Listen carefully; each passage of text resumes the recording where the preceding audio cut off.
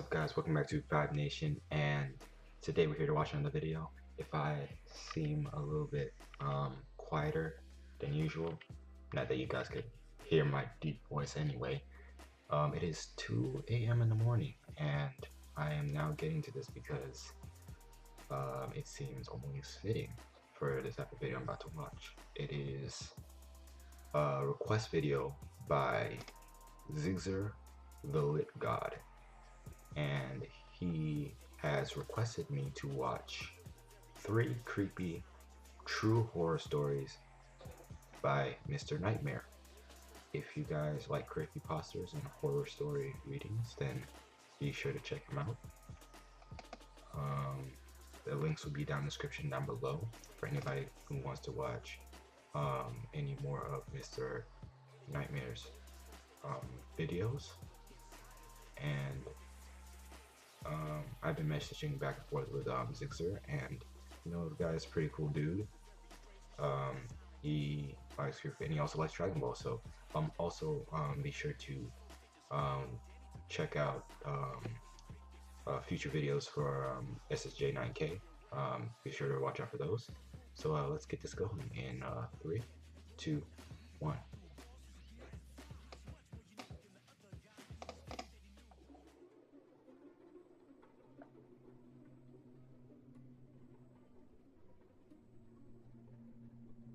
I was house sitting for my grandma one weekend while she went to Florida with some of her church friends. I was sleeping in the guest bedroom next to her room.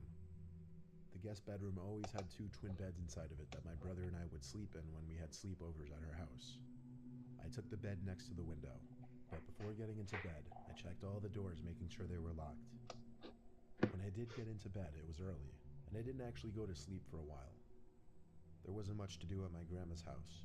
I was just on my phone for an hour or two, watching videos, texting people, whatever. That's when I thought I could start hearing someone's voice outside. It sounded like a woman's voice, saying hello.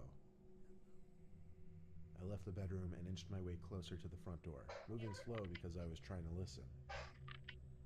Hello.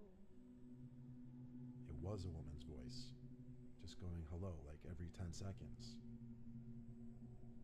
As I got closer to the front door, I realized that's where it seemed to be coming from. My grandma's door doesn't have a peephole, but the windows in her dining room gave a clear view of the front porch, so I went over to that window to attempt to get a view of who was out there. I tried peeking my head in between the plastic blinds without making it obvious, but I guess I didn't do a good job of that, because when I looked, I did see a woman on my grandma's stoop, and she was looking right at me, as if she knew I was going to be looking through those blinds. Once again, she said hello, with some freakish smile on her face. This woman was older, but don't picture her as some innocent-looking, small old lady. She looked like she was maybe late 50s, early 60s, and something about her face just skeeved me out. I moved away from the window and thought maybe it was one of my grandma's friends. It was midnight, though. Why would anyone come to the door this late? And why wouldn't she knock or ring the bell? Why was she just standing out there going hello over and over? I was genuinely unsettled. I just went back to the guest bedroom and shut the door. Now with the door shut as opposed to before, I couldn't hear that woman anymore. Maybe it was that, or she just decided to leave. I started texting everyone about it, my sisters, my friends, telling them how bizarre it was. But a good amount of time passed in silence, and I was starting to calm down.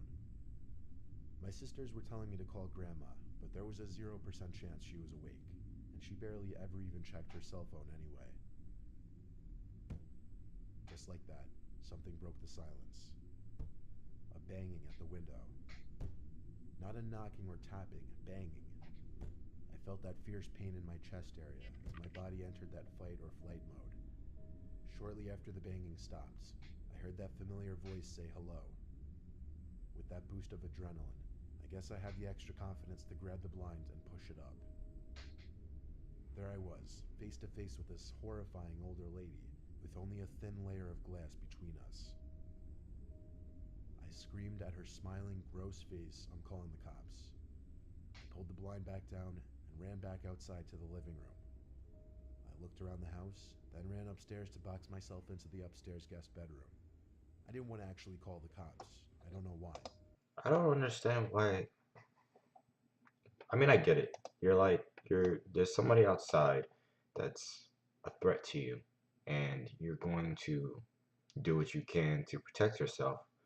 But why would you go ahead and trap yourself just in case that person would have, you know, broke in? Now you have nowhere else to go. She knows you're in the house at this point. You might as well go ahead and find to make at least have like at least some form of exit in case that first plan goes down. But I guess in these kind of situations, you aren't really thinking of those kind of things, you know? I wanted to just wait it out. I crawled into the bed in the upstairs guest bedroom and tucked myself under the covers. A couple hours later, I was still awake, and I finally only then went back downstairs to look outside each window. That freaky old lady seemed to be gone. The next morning, I called my grandma and told her what happened. She started yelling into the phone, clearly panicking and distressed. She told me how a few days earlier, she was being watched in the grocery store by some woman about 10 years younger than her, who just kept smiling at her for no reason. I told her to calm down. I didn't entirely know whether to correlate the two or not. But when we eventually got off the phone with each other, I did have to give it a second thought. My grandma is 75, and she has lost a bit of her wits, so I do have to take some of the things she says with a grain of salt. But the way she yelled into the phone about the woman in the store really gave me the chills. And I still wonder if it could have been the same person. So, like, shapeshifter? Maybe. Who knows? But that's very weird. Like, very, very weird.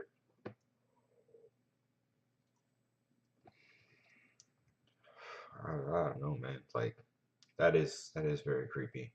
At midnight? Yeah. It's a good thing you didn't open the door.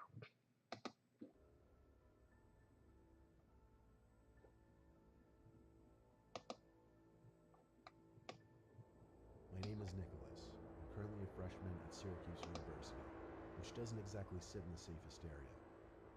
I just went through a breakup with my first girlfriend, so I started getting back into the online dating scene. I was using the app Hinge when I found some blonde girl named Stephanie who I really connected with. She also went to Syracuse. We both liked to read, go to the movies, we even had the same sense of humor. I suggested we go on a movie date, and she said she'd love to. She told me to meet her at some specific point near campus and she'd pick me up. So, around 9 o'clock, I waited on some corner of a normal neighborhood block, waiting for Stephanie. She asked me to share my location with her, and so I did. A few minutes later, I saw a car turn down the street and start approaching me. Then it stopped in front of me, and the driver rolled down the window. It wasn't Stephanie, though, but some old random guy.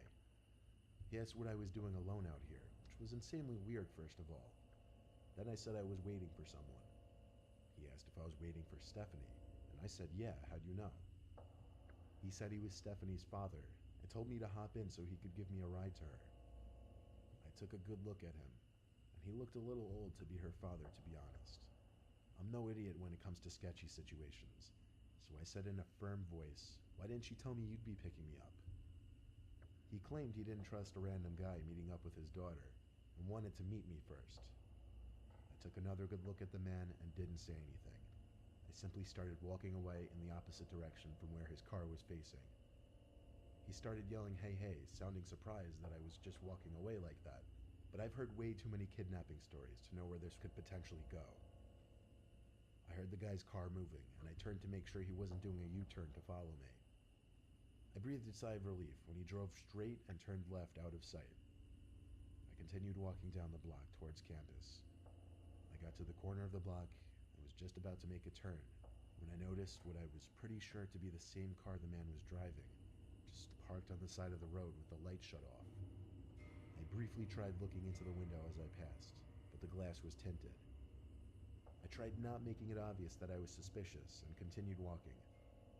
I got a text from this so-called Stephanie person saying, why didn't you get in the car with my dad?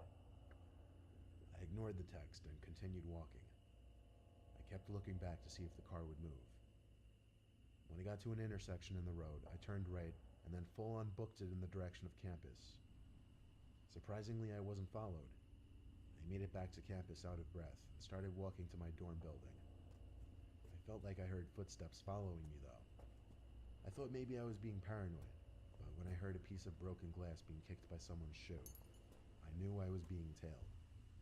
I made a point of ducking down behind a van and stopping to give me time to listen for where the footsteps were coming. They were a few cars away from me. Then I remembered. I never stopped sharing my location with Stephanie, or should I say that man. I saw him. It was that old man. See, this is why I keep my location off. I don't do that. I don't do Snapchat. See, I'm a very private person. I don't share my location with everybody or anybody. Why? Because I don't want that to come and bite me in the butt. That is a good way to get yourself into a whole heap of trouble. I don't know. I mean, if I use it to turn my location, it's for Google Maps. That is it. You are messing up royally if you're thinking you're going to go ahead and keep your location on 24/7. He was approaching from between two cars across from me. He yelled something that I didn't fully understand, but it sounded like he said, "Come back and I'll take you to her."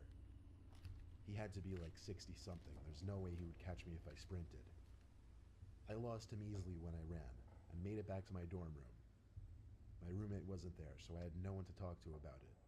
But when I lay in my bed, I got another text from that man, and it was shocking. It said, "You're a little piece of fucking shit. You're lucky you got away. I would have strangled your ugly ass." I still have the screenshot. I replied saying thanks for the threat, it's going straight to the police, and I blocked his number. I still have the conversation saved as evidence, and I plan on going to the police with it eventually. Hopefully they are able to do something about it. Self-snitching, man.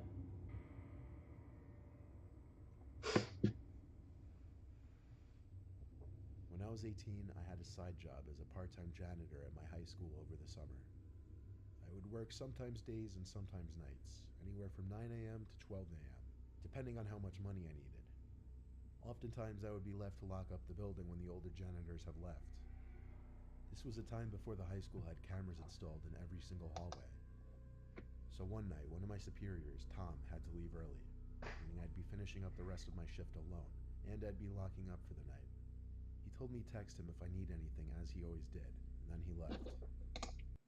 I don't know why, but the in-school creepy horror stories are probably the worst because you can only imagine what happens at school when it's nighttime.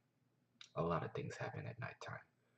And just places like schools, clubs after they're closed, downtown, yeah, places like those places are generally the worst. I loved it when I was left alone because usually I just do half an hour of work and then just hang around on my phone or leave early and still get paid for the whole shift. Dang. I definitely pushed it with the things I'd get away with at that place. One of the things Tom asked me to do before leaving was bring all the extra seats in the gymnasium from the assembly down to the basement storage room. So I figured I'd do that, then just go home. I grabbed a stack of 6 chairs and started carrying it down to the basement. The lights in the storage room were very dim. They kind of suck. The whole basement of that school wasn't exactly pretty. It felt more like a basement to a warehouse. Anyway, there were what appeared to be a bunch of art mannequins covered by paint cloths. You know, those big things that look like blankets. It seemed all the school's art supplies were stored down here. I dropped a stack of chairs down where the rest of the chairs were stored, then went back up to the gym to get more. When I came back down with more chairs, I noticed one of the mannequins was exposed now. The blanket was removed from on top of it. I know for sure it was covered minutes earlier because it was one of the front ones. I texted Tom saying, "I think someone's down in the basement." He said back, "What do you mean?" And I said one of the art cloths were moved. He took a minute to respond saying no one else should be there. Then I noticed something. The art cloth, tucked in the corner of the storage room, sitting outside of the light that was produced at the center of the room. It was covering something, surely. I started to tiptoe over to it, but when I was a few feet away from it, I realized whatever was under that cloth was moving just ever so slightly. There was undoubtedly someone hiding under there. I ran back upstairs and locked the basement door. I texted Tom saying someone is hiding under a cloth in the basement. He said call the cops, but I insisted he just come back since he only just left like 10 minutes ago. He didn't want to come back though. He told me to be a man and confront whoever was down there. So I went down to the basement again. However, the cloth. Why you call him back? Why you tell him to come back? Why you think he would come back, Kate? That makes no sense. Baby, no. Like, man, you know what? He did the right thing. He loves himself too much to let him do this. Sure, you may be in the school with a potential killer, but I mean, I gotta look out for me. But still, come on. Like, that would have been, if he said call the cops, what do you think he's gonna do? He's not gonna do anything. The last thing he wants to do is to come back and get somebody to go ahead and shoot him down in his own school. Huh? Word? Is that what's good in the streets? Man, honestly, as a janitor, at that point, I'd probably take that time to reflect and realize that maybe my options are a little bit more broader than what I think. Sure, it's easy work, and I get good pay, I guess, for what I could do at the time of my employment, but still, when people start sneaking into the school and hiding, you don't necessarily know what kind of nefarious things those person has got to do. Like, that person could very well be a murderer or a rapist. Oh man, I can't say that on YouTube. Dang it. Well, it's not like I'm getting monetized on it. I don't even have 1,000 subscribers, but that would be nice. Please subscribe. Anywho, let's continue. Was now strewn flat on the floor, and whoever was hiding under there was gone. But possibly the scariest thing was yet to happen. As I stood in the storage room, there were loud metallic thumps coming from above my head. I looked up and saw indents slowly forming in the large air vent above me. Someone was crawling through the main vent, then just stopped literally above me. Cut the heat on. Cut the heat on. Then, bangs like whoever was in there was trying to break open the floor of the air vent. I didn't know what was happening, but I was officially done with this. I ran up the stairs, locked up the school, and went home. I told Tom the partial truth the next day, that I thought I saw someone in the corner and it was gone when I went back. And I claimed there was nothing else I could say. Thank God it was my last week there, so it wasn't my concern anymore.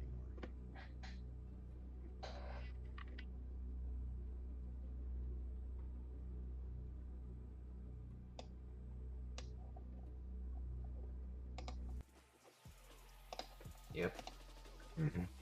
Immediately quit. I